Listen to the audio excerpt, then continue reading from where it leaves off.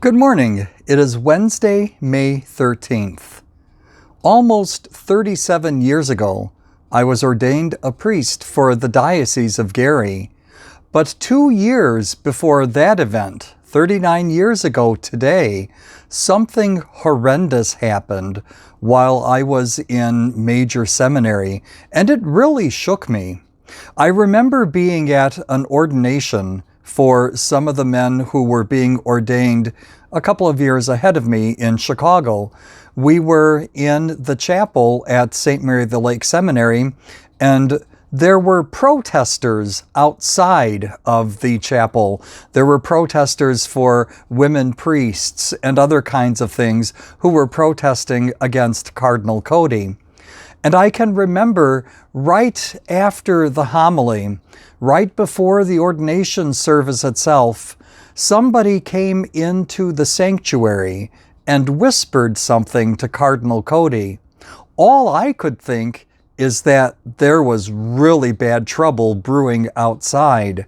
But what the Cardinal said next shook us all. He said that he wanted to inform us that Pope John Paul II had just been shot in the Vatican.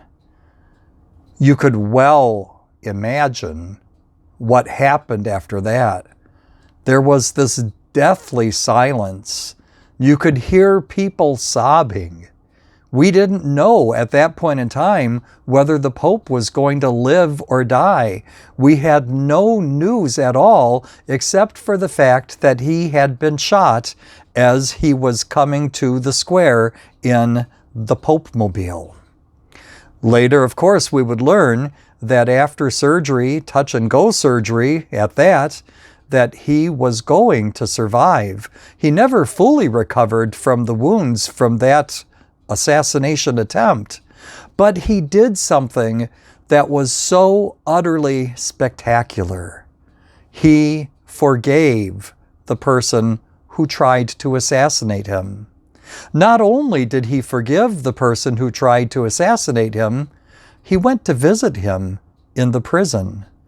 And he would continue to speak on behalf of the person who assassinated him until finally the Italian government let him go and extradited him from the country. It was a supreme example of forgiveness, the kind of forgiveness that all of us should have in our hearts and express on a regular basis. I don't know if I'd be able to forgive someone so freely if they tried to assassinate me. I mean, after all, we have a hard time forgiving people if they insult us, or if they take our parking space, or if they take cuts on the highway, or all sorts of kinds of things.